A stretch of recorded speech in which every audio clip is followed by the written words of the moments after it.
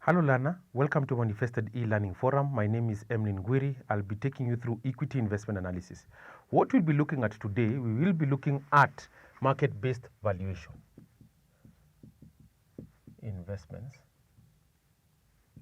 analysis. So we will be looking at market-based valuation, and under market-based valuation, we can say it's price and enterprise price value multiples. There. So this is the main topic, market-based valuation. Now under that, we'll be looking at price multiples and enterprise value multiples. So we'll be looking at price to earnings ratio, price to book value ratio, price to sales ratio, and such like things. That's why we're talking about the price component there. And then we will build on the price multiples by looking at the enterprise value multiples. How do you determine the value of a company there? Now, here, more precisely, we will be looking at some various subtopics. So we'll be looking at the method of comparables in trying to determine whether a stock is undervalued or overvalued. And then we will be looking at the method of forecasted fundamentals.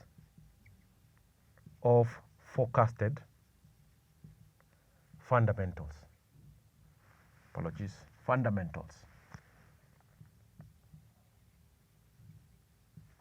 There. Once we've looked at those two as methods of determining whether a stock is undervalued or overvalued, we will now look at the price to earnings ratio. Price to earnings ratio. And then more precisely, we'll look at the advantages and disadvantages. Then we will look at the formula, and then we'll look at formula and example of how to compute the price earnings ratio. Then we will move ahead and look at the price to book value ratio. Price to book value ratio. Once you look at the price to book value ratio, we will go ahead the same way. We look at the advantages and disadvantages. Advantages and disadvantages. There. Then we'll also look at the formula. Then we conclude by looking at an example. There. So this is what we'll be looking at under this lesson, so that we can be able to now to build on this when we'll be looking at the next lesson. So to start off, we look at market-based valuation, price and enterprise value multiples. Yeah. So we start by looking at method of comparables.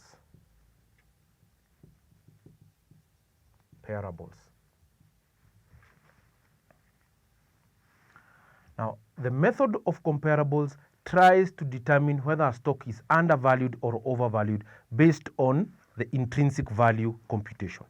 So we are saying we are comparing the value of stock X with the industry or the benchmark or the average within the industry.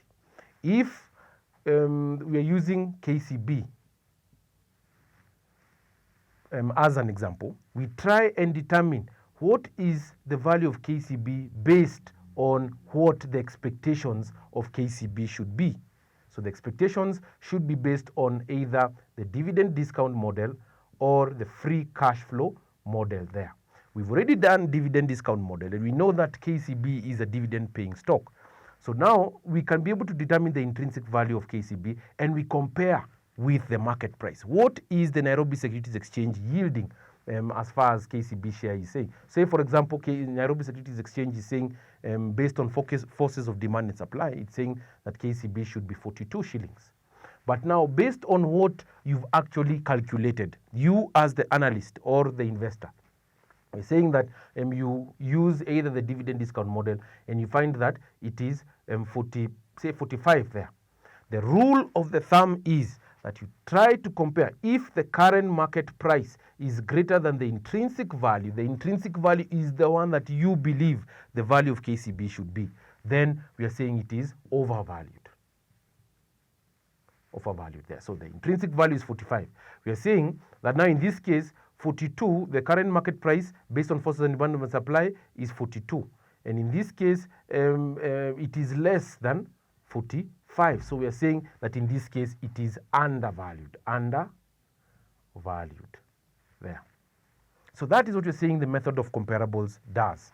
Now, putting it in writing, we can say we say that this method values a stock based on its value as compared to that of similar companies. Now we can be able to add on to this and say that the rationale for this method is the law of one price. You can put that in quotes. The law of one price states that companies which are within a similar industry should sell for the same price and for relatively the same price, like that. So we can say that in brackets you can say companies that are in a similar industry should sell for averagely the same price. But we know that the current market price and the intrinsic value, I, should be different. The current market price is what the exchange is yielding based on forces of demand and supply. The intrinsic value is the value that you believe as an analyst or as an investor that the price of the share should sell for. So the differences between the current market price and the intrinsic value assists the analyst or the investors to try and determine whether a share is undervalued or overvalued, like that.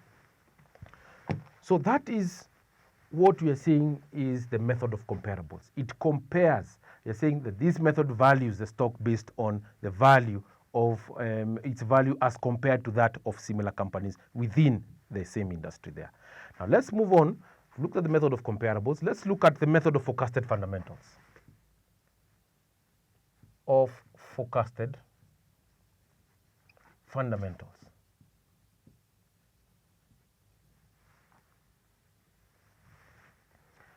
Now, this method of forecasted fundamentals tries to value a stock based on a discounted cash flow value, which is compared to the market price. And what we are saying the forecasted fundamentals does is that based on the forecasted value that you try and determine the value of a stock, what is the current price of the share selling? Is it selling at a premium or is it selling at a discount? Or is it overvalued or undervalued? That is what you're saying the method of forecasted fundamentals does. It tries to value a stock based on a discounted cash flow model as compared to some fundamental value, say for example, earnings, like that. So you can put it down in writing and say that this method values a stock should be based on based on the value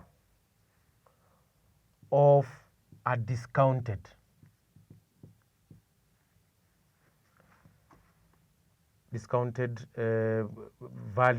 valuation model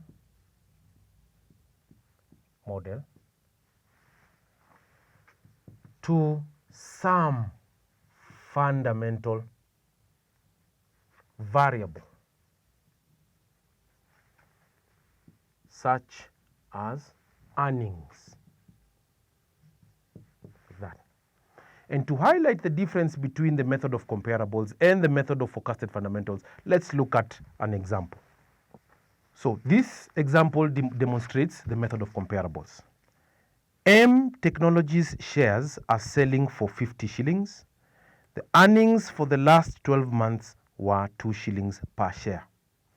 The average trailing price to earnings ratio for firms in M's industry is 32 times. Determine whether M is over or undervalued using the method of comparables.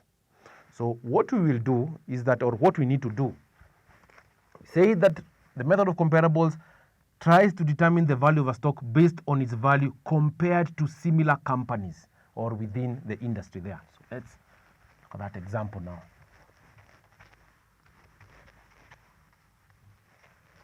So we have been provided some information. We can see we've been given the market price per share. Market price per share there has been given to us as 50 shillings there. We've also been given the earnings for the last 12 months. Last 12 months. There we've been given as 2 per share, 2 shillings per share. We've also been given the average industry PE ratio, average industry price to earnings ratio. We've been given as 32 times like that, or we can say times in brackets like that.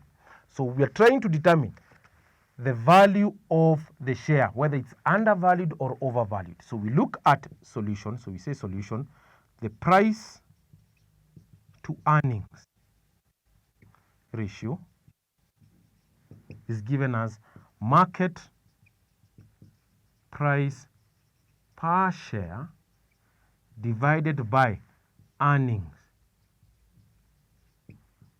per share there. So in this case, we have been given the market price per share, we have been given the earnings per share. So we just go directly and put them in. So it's 50 over 2, and we can see it's 25 there times there.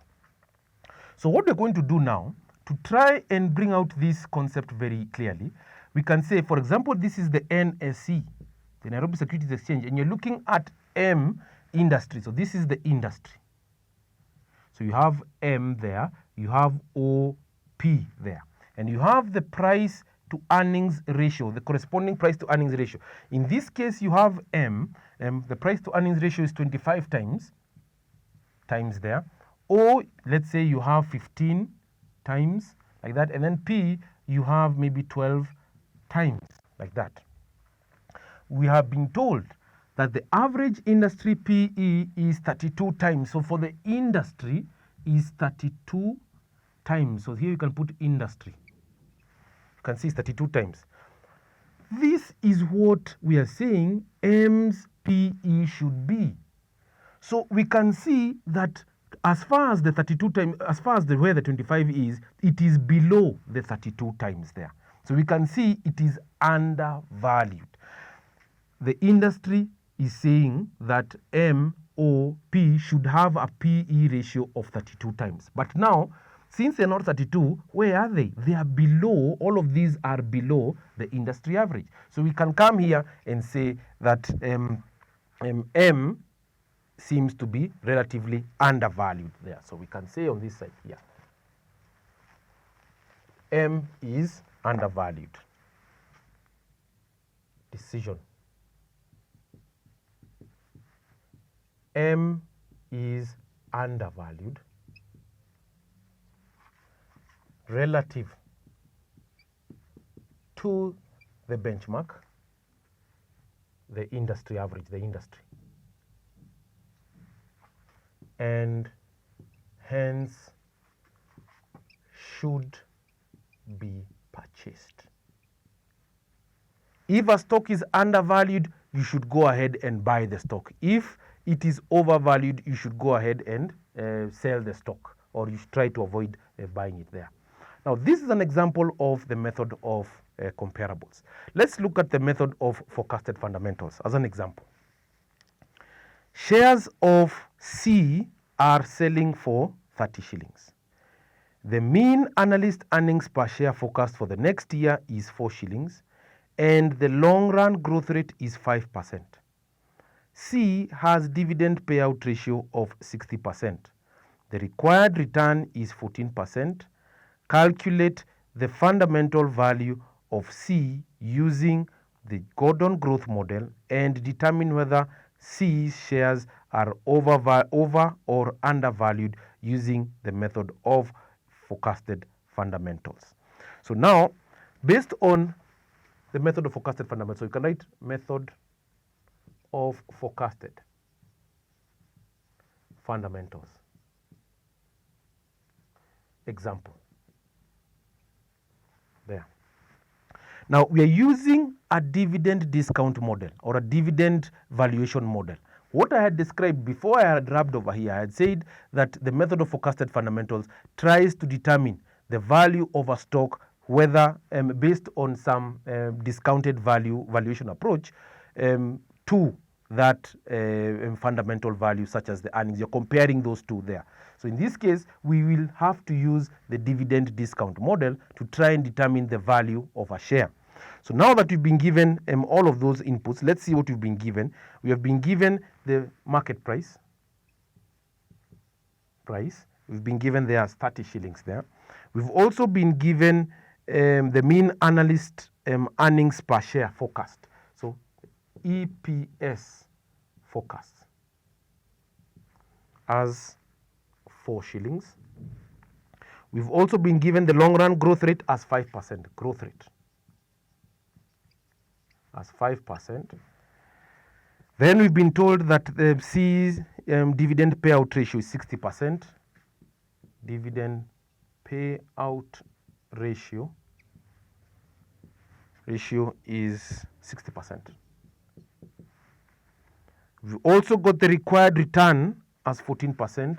Required return 14%. So we've been told now to calculate the fundamental value of C based on the Gordon growth model. We know that the value of a share based on dividend discount model, that we have D naught 1 plus G over R minus G. So this is the historical dividends, and you are going to grow the historical dividends so that you can be able to get the forecasted dividends ahead. So D naught is the historical dividends, this is the growth rate, this is the required return, and that is the value of a stock. So now we try and see, we need to first of all get the dividend. We have been given the dividend payout ratio, and we've also been given the earnings per share. So multiplying these two should give us the forecasted dividends.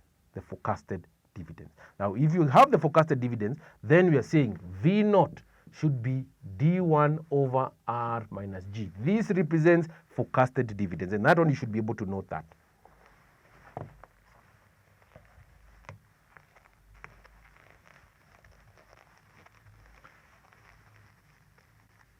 Putting it all together now, we are going to use this equation, this one here, because you're going to get the forecasted dividends once you multiply the dividend payout ratio with the earnings per share.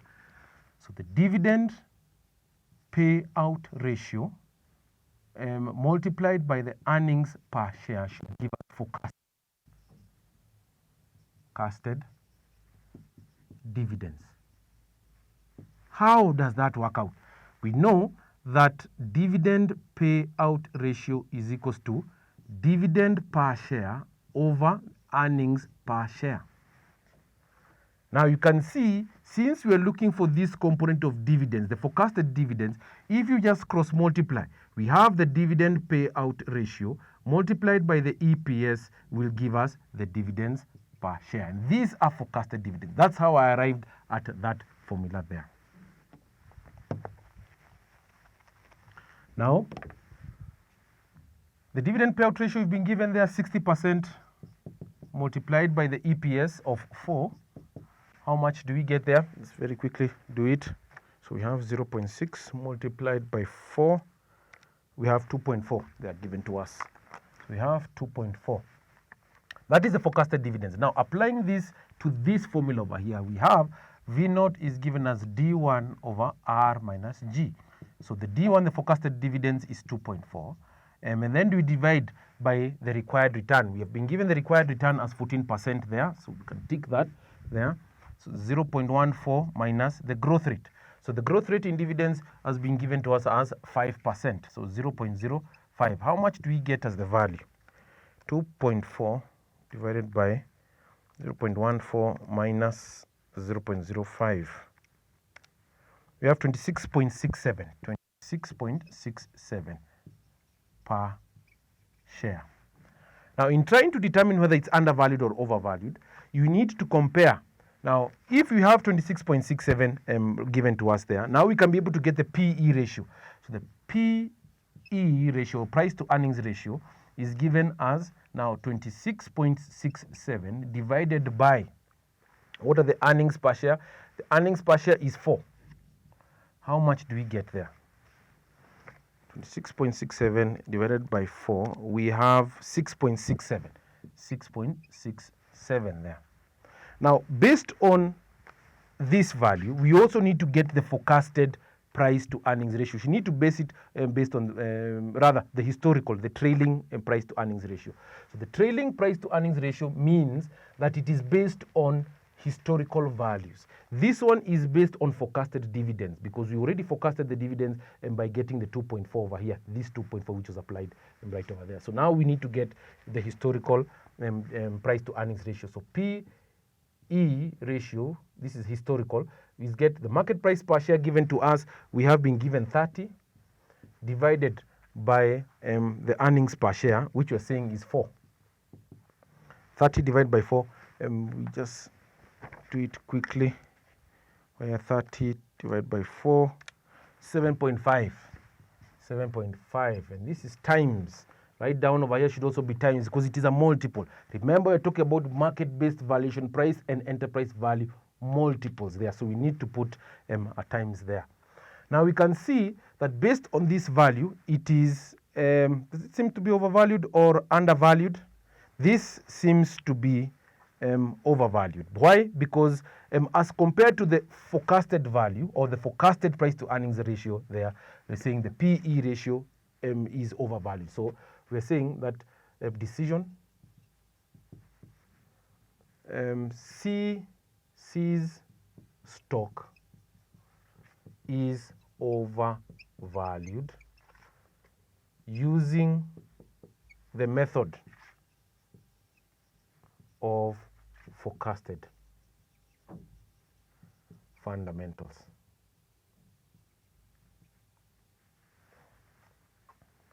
So forecasted fundamentals, we are saying based on the forecasted value, where is the current value, like that. Now this is the forecasted price to earnings ratio. Yes, because you're saying that the dividend per share times the earnings, forecasted earnings per share gives us the forecasted dividend. So anything that we compute over here will give us the forecasted price to earnings ratio there. This is based on historical prices. Why? Because they're saying 30 represents the price as yielded by the NSE or by the Nairobi Securities Exchange there. So this value, as compared to the forecasted value, the current value, this is the current value. The current value is overvalued. You can see it is above the 6.67. That's why we are saying using on the method of forecasted fundamentals, it is overvalued. Now, having looked at that, we move on and look at the price to earnings ratio. We look at the advantages and disadvantages there. So we come here, price to earnings ratio. The price to earnings ratio is given by the market price per share divided by the earnings per share. That is how you get the price to earnings ratio. Indeed, we've already done an example over here, and including also right over here to try and demonstrate how we can be able to compute the price to earnings ratio. So that is the simplest and most frequently used ratio there. So we can just look at the advantages directly of this, and we can see that the first advantage is that earnings is a true determinant of investment value there. So the advantage. Earnings, number one. Earnings is a true measure of investment value. Why? Because you'll be able to determine the investment value based on how much earnings are going to be earned into your business there. So that is the first advantage. Number two, we can say that it is popular in the investment community. It is popular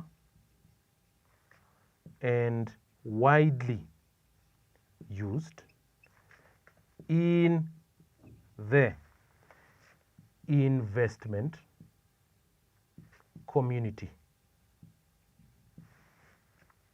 So those are the two major advantages of the price to earnings ratio. Let's look at the disadvantages of price to earnings ratio.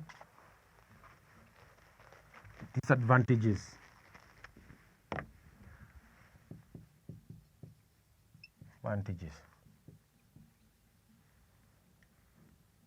Disadvantages. So the first one is that earnings can be negative. Yes, there are times you can be able to have negative earnings, and that would impact on the value of the PE ratio.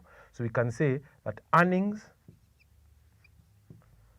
at times can be negative,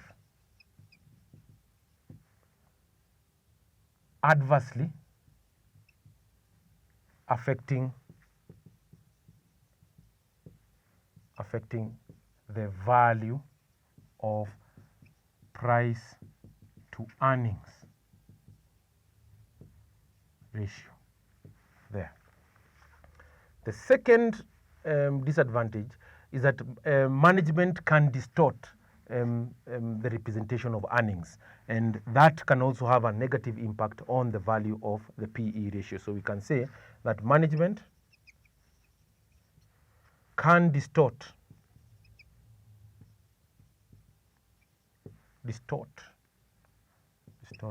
reported earnings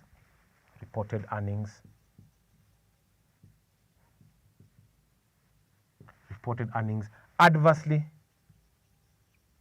affecting the value of P/E in that. Now, having looked at the advantages and disadvantages, we can just write the formula for trailing PE and the leading PE. Trailing PE represents the historical price to earnings ratio. The leading PE is the forward-looking PE ratio there. So we can say now P/E, I can put a T there. So this represents trailing, is given as market price per share divided by earnings per share over the past 12 months. There. This is the PE ratio for trailing, historical looking PE. P/E ratio forward or leading PE is given as market price per share divided by earnings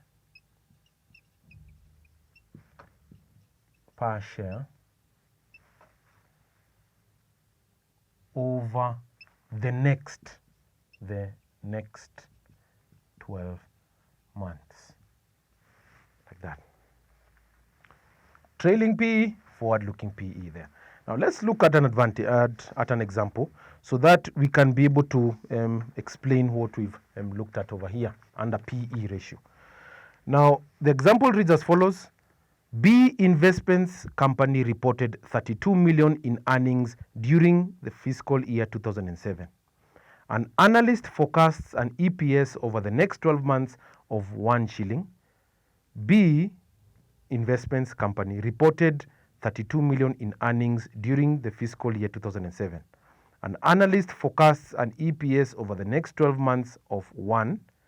B has 40 million shares outstanding at a market price of 18 per share. Calculate B's trailing and leading PE ratios. So the PE ratio, based on the formula over here, we can see it should be the trailing and also the forward-looking PE. This is what they're looking for right there. So we have 2007 EPS, or the earnings per share. The earnings per share is given as total earnings over total shares, given like that. So this is going to be useful so that when you're calculating the P to E ratio, whether it's trailing or whether it's P to E ratio, whether it's forward-looking PE, we are calculating this component of the earnings. So now that's what we want, the earnings per share to get the earnings per share. Yeah. So we can compute it like so. So we have the total earnings are how much? We have been given 32 million. So earnings, we've been given 32 million. Yeah. What else have we been given? We've also been given the EPS over the next 12 months, forecasted EPS, PS focus. We have been given as how much we've been given 1. There we've also been given B has 40 million shares outstanding, 40 million, like that. We've also been given the market price, the current market price. We've also been given as 18 per share. So the EPS is given as the 32 million. This total earnings is 32 million divided by 40 million there. So 2007 EPS is given as 32 million. Total earnings is 32 million divided by 40 million. How much do we get? So we have 32 divided by 40. We get 0.8. Now once we have 0.8, now from the question we will be able now to compute the trailing PE and the leading PE. So we start with trailing P stroke E, or historical looking PE ratio. Market price per share given to us is 18. Then we divide by the earnings per share. The earnings per share, which is the trailing PE, is 0.8. We've already calculated it over here. So we just divide by 0.8. How much do we get? So we have 18 divided by 0.8. We get 22.5 there. So 22.5 times, and it's a multiple. That's what we are saying. Once we have that, we very quickly come and compute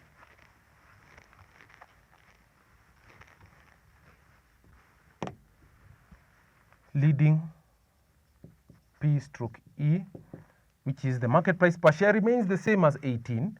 We divide by the forecast of 1, which we're saying is 18 times there. In this case, we haven't been told to determine whether the share is overvalued or undervalued, because you're only trying to get the trailing PE and the leading PE there. Now, having looked at PE ratio, now let's move on to look at the price to book value ratio. So we're cleared with PE ratio. We've looked at the advantages and disadvantages. We've done the formula and we've done an example on that. So we can come and take that. Now, final part, we will be looking at the price to book value ratio, the advantages, disadvantages, the formula, and an example there. So as for price to book value ratio, we can say price to book value ratio. The price to book value ratio is given as the market price per share divided by the book value per share. The book value per share is just, or how do you get the book value? You just get the total assets minus the total liabilities, and then you exclude the component of preferred shares so that you can be able to get the book value component. Then now you divide by the number of shares outstanding so that you can be able to get the book value per share there. It is a ratio of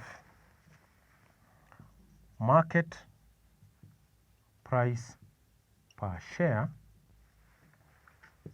to book value per share. Now let's look at the advantages. Earnings can at times become negative. That is what we had said as a disadvantage in price to earnings ratio. But book value, it is a much more stable component than the earnings.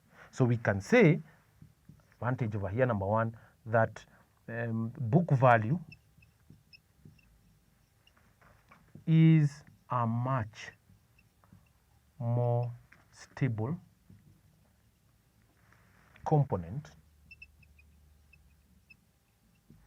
of value than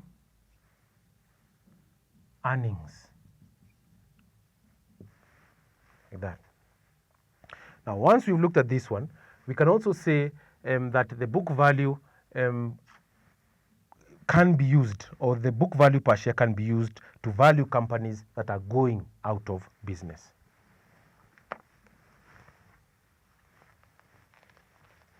Book value number 2, the book value is frequently used for valuing companies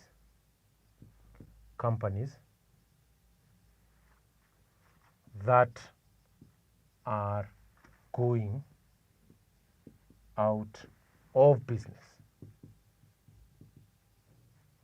There. Now let's look at now the disadvantages.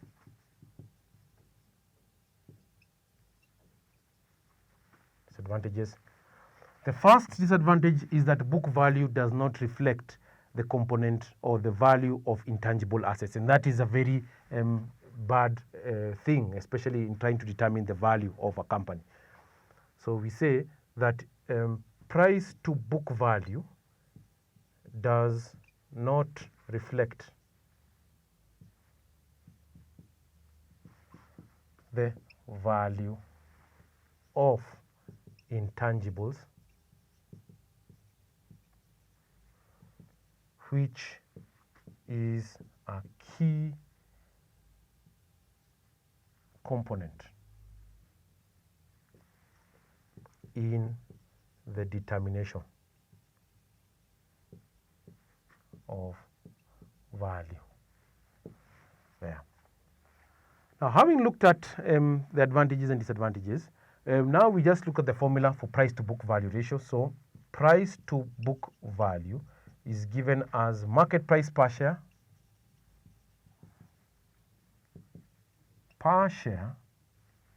divided by the book value per share. And how do you get the book value component? So book value is given as total assets minus total liabilities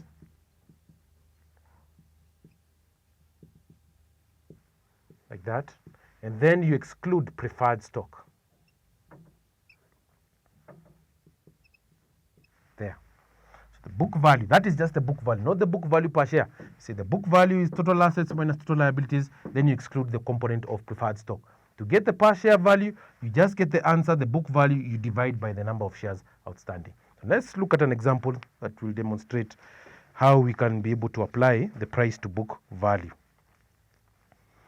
Based on the information in the following figure, calculate the current price to book value for C and S company. So we have some information given to us here.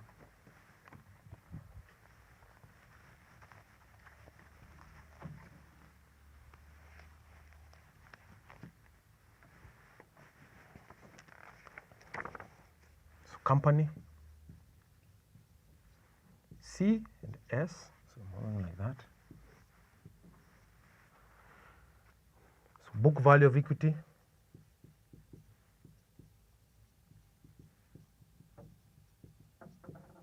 equity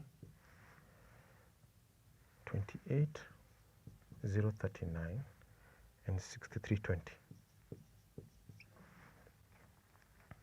Shares outstanding,